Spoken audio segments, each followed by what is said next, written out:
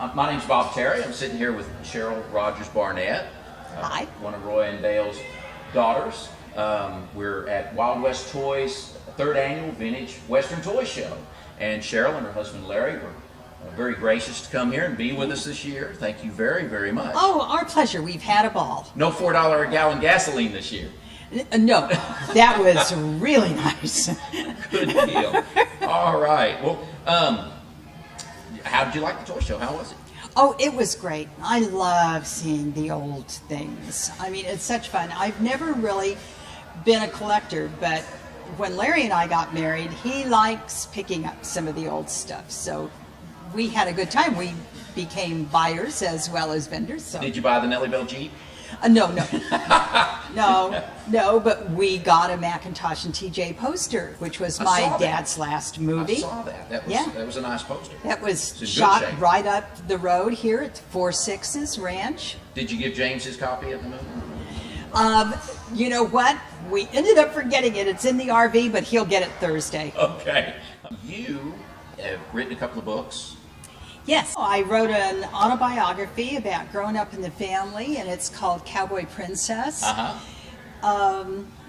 It covers a broad span of time since I'm the oldest and was there from the, not quite the beginning. I missed Dad's first 2 years. But other than that, I was there from 1940 on. And then because of Cowboy Princess, I met a couple of guys in Nashville who have a bunch of cookbooks out. They wrote the Aunt Bee cookbook, and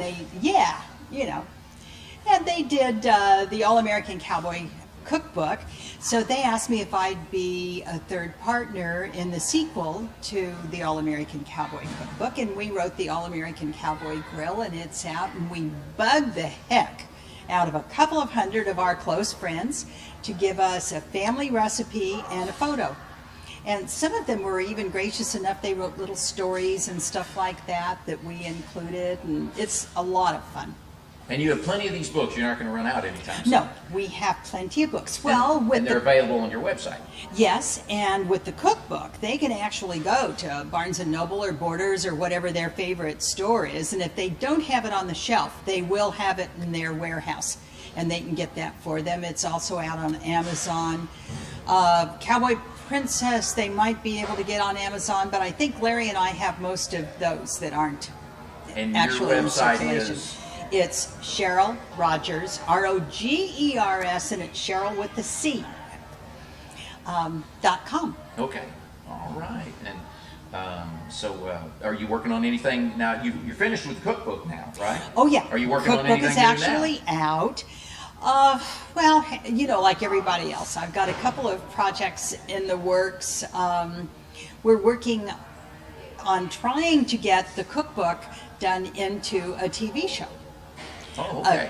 Cookbooks, cooking shows are all the thing, but this would be different because it'll have little snippets of the movies of the people that are with us, and then people like Devin Dawson and some of the wonderful singers that were with us. We'll catch up with them and see if we can get them to give us an interview to go along with their recipe and all. So it'll be different than the other cook shows.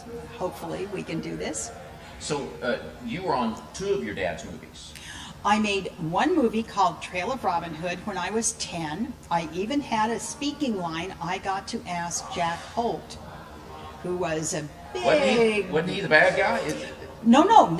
Now, he played bad guys, but in that one, he is the one who all of the heroes come to his aid because he is raising Christmas trees for orphans. Oh, okay. So he's not a bad guy this time. Not in that one, no. But I was just in awe of him. I was 10 years old, and Dad had brought some of his movies home. I mean, he'd been a big star even in Silence and the early talkies. And then, of course, he was Tim Holt's father and Jennifer Holt's father.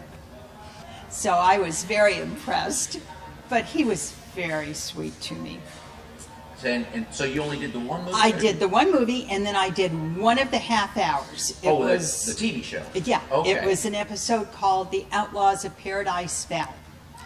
and I'm in the Mineral City Cafe, which Dale owned. And Pat Brady is supposed to be teaching me how to do pancakes. So the director got a really brilliant idea, and he thought it would be really funny if when Pat put batter on this open flame griddle, that it would smoke. So they tried all kinds of stuff, and the prop man could not get it to smoke. So finally somebody got the really bright idea that they would put kerosene in it.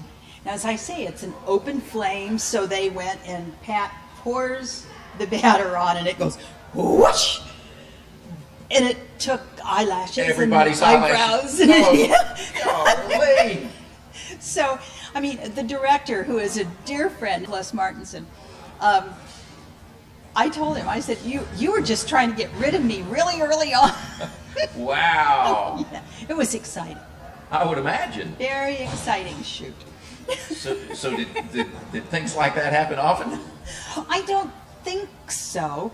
I mean, Dad had a really safe set at all, but you know, I mean, just dumb things like that. Yeah, they can happen when people just, you know, you're not really thinking, you're looking for an effect. Wow. So yeah, it was effective. I mean, it more than smoke. Yeah. Wow. That's something. But now you're on your way up to the Gene Autry Festival up in Gene Autry, Oklahoma. Yeah, this will be the second time that we've gone up for the benefit of the small Gene Autry Museum that's up there in Gene Autry, Oklahoma. It's a nice museum. Oh, it is. It's a lovely museum. The people are so nice. But, you know, all of the Western people, I think, are so nice.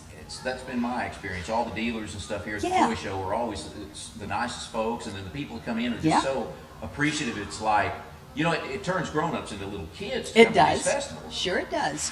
So, yeah, they all remember their heroes from when they were little kids, and some of them bring their grandkids with them because we're at that point now. And it's really fun. I mean, I love doing it. I love meeting the people. We were in Lubbock last weekend for the Cowboy Symposium there. Had a great crowd, a really super turnout. It was really nice to do that. I'd done that before my mom died. I'd done it probably about 13 years ago. It was really nice then, but my word, it must have been 3 times the size that it had been then. Are really growing. They're really getting a lot of attention. Some are very established now. You know, it doesn't seem like that they've been going on that long. Most of them, you know, maybe 15 years or for a lot of them, and they're just tons of people show up. Well, Gene Autry, Oklahoma turns into this metropolis. I know, and it's a little tiny wide spot on the road. You think you're going the wrong way. You think you go back and you're going past little trailer houses and stuff. You think, how can anything be back here? And then there's thousands of people there. Yeah, so. It's really great. Well, and 2 weeks after that, we'll be in Lone Pine, California for their 20th film festival. Wow. That is great fun. They shot all the early Hoppies, all the early Lone Rangers, the early John Wayne stuff. My dad's first movie and 4 others of his were done up there. But it also, not only does it have a wonderful ambiance as far as Western movies go, but they shot Gunga Din and Charge of the Light Brigade and Bengal Lancers. Wow. And then Star Trek movies were done up there. So you can really? you can go from gorgeous pine trees with the Western stuff, and then you can go to India, and then you can be on the moon. All in one area within an hour's drive. So it's a great area. That's no wonder that so many things were shot up there. Sure. That's amazing location. Yeah. So yeah, I've heard about Lone Pine for years. And we just fun. can't get away and go. It's I hard know. to get Well, out there. you'd love it though, because you're a movie buff. And I think what makes that one a little different than most is that they have these bus tours. I think they're up to like 9 different tours that you can choose from.